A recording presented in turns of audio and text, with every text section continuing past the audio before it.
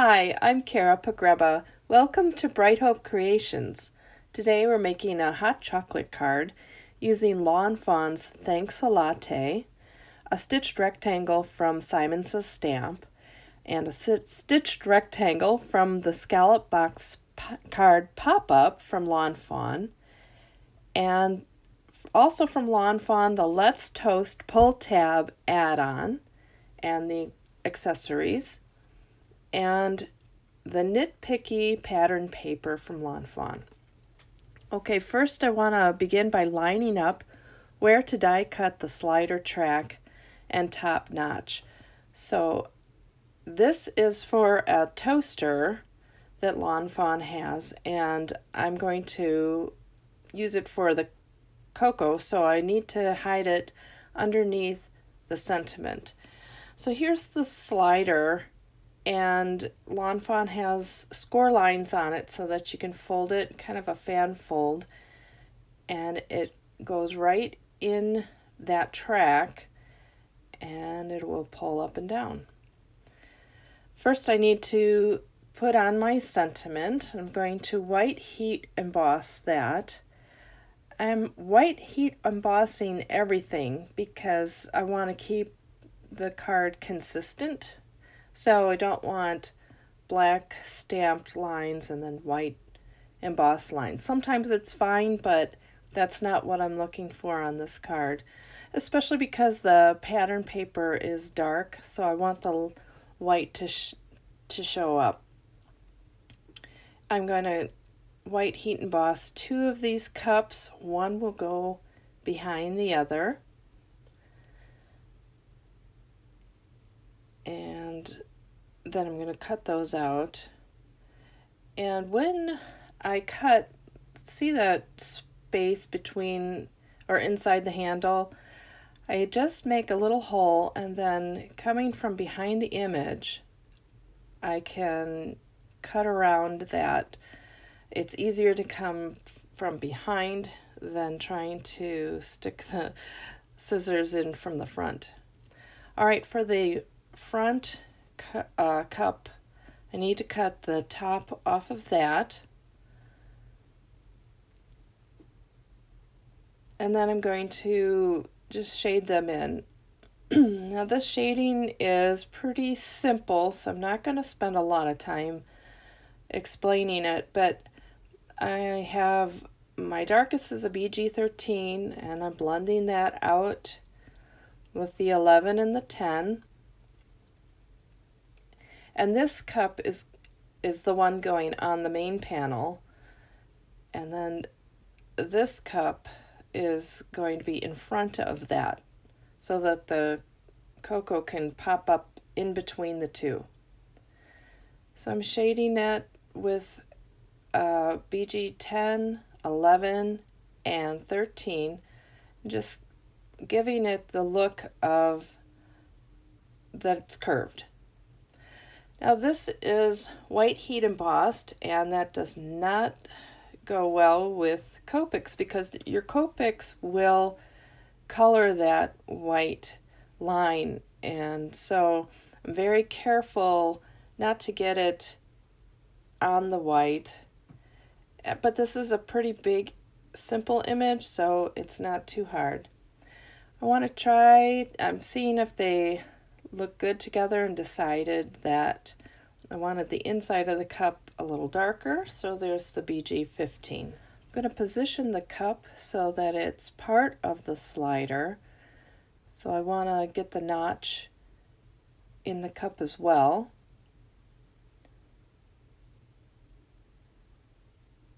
I'm going to cut that out, and then I'll glue that on so that it's flush with the back panel. I don't want it to get caught on the slider as it's moving up and down.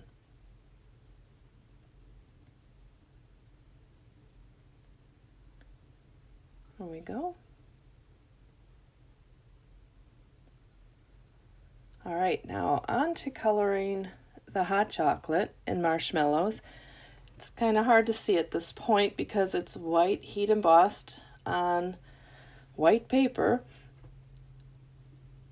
but I'm just, again, very careful not to touch the white lines. And you can see, like with my pinky resting on the table, it's trying to stabilize, just go slow, go around. I like the look of the Copic, so I'm just gonna be careful.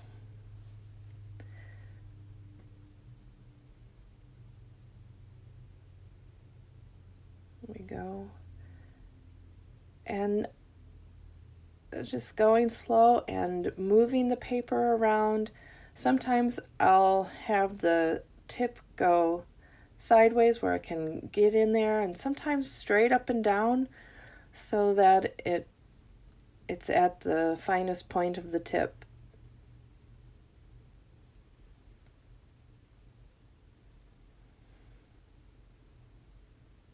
Then I'll come in with a shade darker. These are the E25s. I find that the 25s really blend well together. Some Copics seem to blend together better than others. But this 25 family is nice. And then my darkest color is the E27, just closest to the marshmallows. And then I'll blend that out with the 25 and the 23.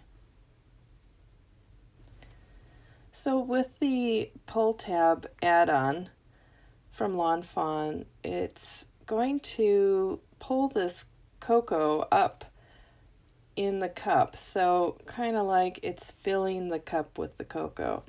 Seems like there's just so many fun things that you can do with having a pull tab on your card.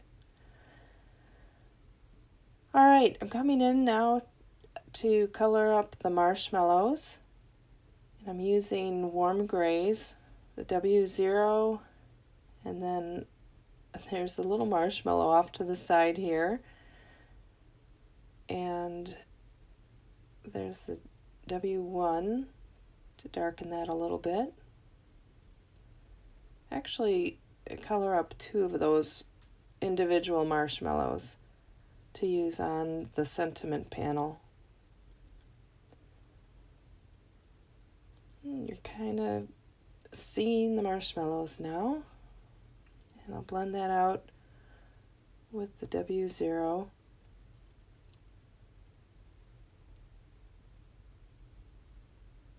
There we go. I'm going to cut these out.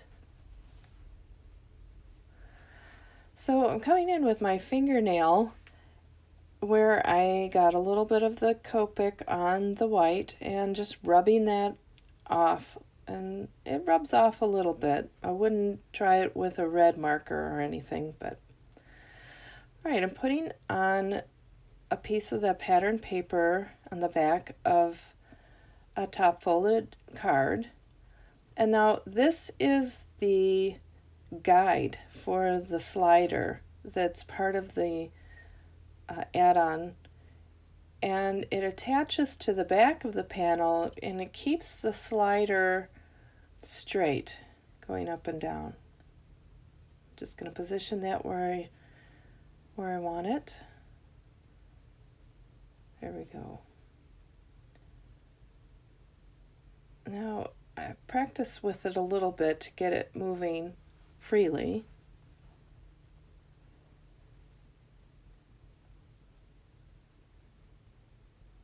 And I'm going to put some craft foam on the back of the panel to just give that track extra space.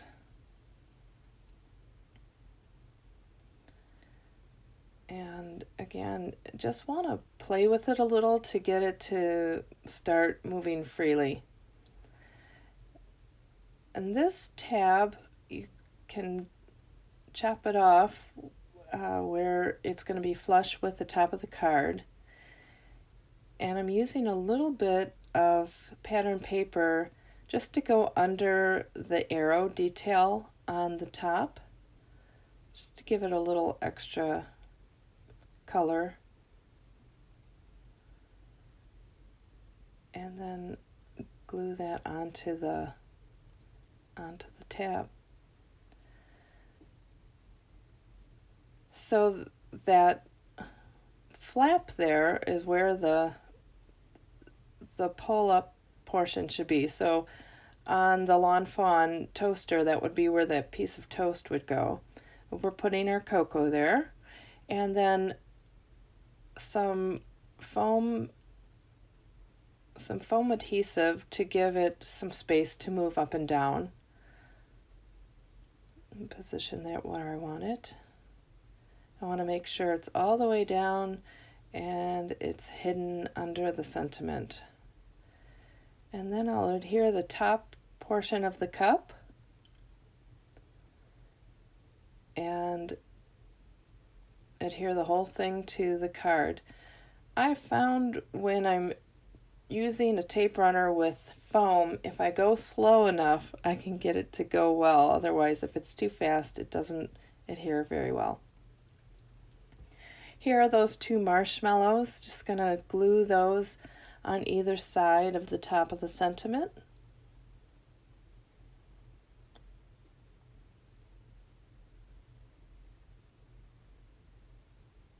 There we go. And let's pull it up. There it is. All right, I wanted to add a little bit of steam coming out of the cup, so I'm going to again heat emboss that. So I'm stamping that in VersaMark ink, and I have my Simon Says stamp fine detail white powder, and then I'll heat set that. And there it is. The card is all done. And there it is, popped up. I hope you enjoyed the slider card today. If you did, please give this video a thumbs up, and I hope you'll subscribe to my channel. Thanks for watching. I hope you have a great day.